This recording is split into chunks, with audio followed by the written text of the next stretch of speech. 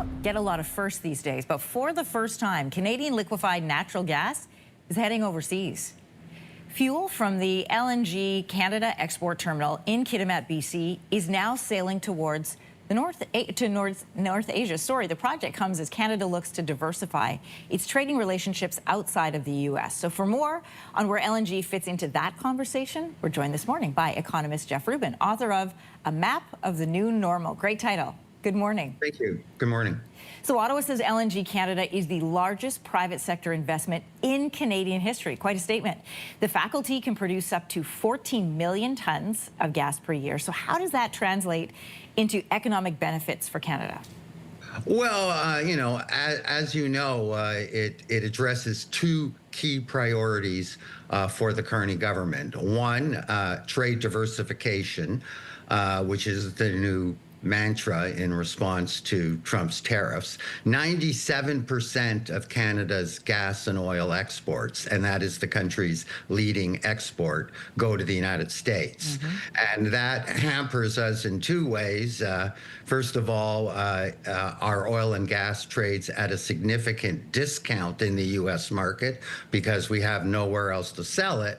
And also it limits production growth because if we can't get to overseas markets, we can't really tap into where demand is. In the case of LNG, Asia is the primary market, but now Europe, with the loss of Russian gas, is also a significant market. So it fits into that. It also fits into the other objective of Canada becoming an energy superpower, the likes of which Saudi Arabia, Russia, the United States.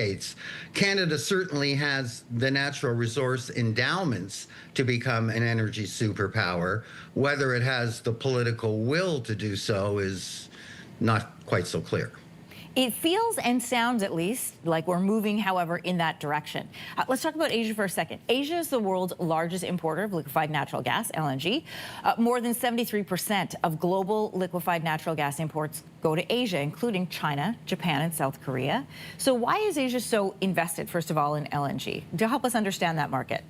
Well, Asia is natural gas poor and wants to wean itself off coal as much as possible. We have an important comparative advantage in serving the Asian market compared to U.S. LNG exporters. It takes twice as long for a tanker to go from the Gulf Coast to Korea, Japan, China, as it does from the BC coastline. So that's an important potential advantage. Now there are other projects potentially coming on stream. There's one in Squamish in the next couple of years, and the European market is quite significant now with the loss of Russian natural gas. That is a key market, and they've wanted Canadian LNG. Of course, we have no way of getting it to it. Now, a Norwegian company has proposed to build a liquefaction plant in Baie-Comeau on the north shore of the St. Lawrence in Quebec, and we'll see if that has any impact on Quebec's previous opposition to pipelines going through its province. Don't forget, the federal government is not the only player when it comes to pipeline approval. Provinces and First Nation groups have had almost what's been a de facto veto power, and they haven't been shy about using it. Although the passing of Bill C-5 does change things somewhat, or yet to be tested. Obviously, we are not the only country that sees an opportunity here. The Trump administration is also pushing for Japan and South Korea to invest in its Alaska LNG project.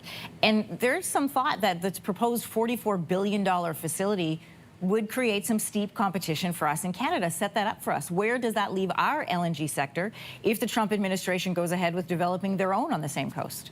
I think given Trump's drill baby drill philosophy and the huge boost in U.S. oil production since he's come to power, that's quite likely. But, the market in Asia is big enough to accommodate both Alaska and BC. And I think what Alaska will really do is take away from the Gulf LNG capacity in the U.S., which probably is going to serve Europe. There's been a huge change in the European market. I mean, Europe was like over 50% dependent on Russian gas. And, you know, in the last 3 or 4 years, something like 19 terminals have been constructed in Germany and other places.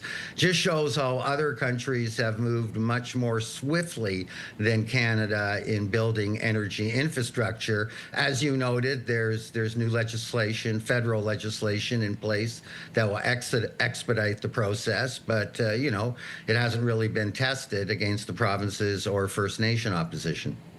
Well, the need for natural gas is projected to increase, as you've pointed out, in the next few decades, just to lay that out for everyone. According to Wood Mackenzie, global demand for natural gas is going to jump by 70 to 80% by 2050. It's a huge opportunity.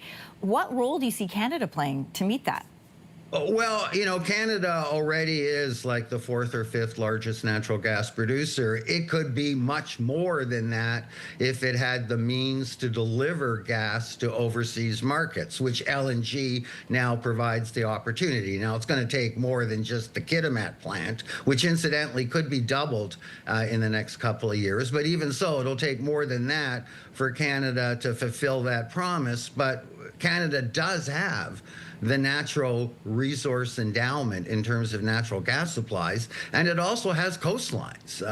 It has a Pacific coastline, an Atlantic coastline, perhaps even, you know, a Churchill Hudson Bay route to export LNG. So Canada does have the potential to become an energy superpower, given its geography and resource endowments. The question has been, does it have the political will? And I guess, you know, we've seen some good initial steps by the Carney government, but as you point out, that new federal approval process has yet to be tested. Jeff Rubin, economist and author of A Map of the New Normal. I feel like you're going to need another revision of that one soon. Thanks so much, Jeff. Okay, good to be on. Take care. You take. If you like that video, make sure to subscribe to the Your Morning YouTube feed, where you can find all kinds of new content posted every weekday morning.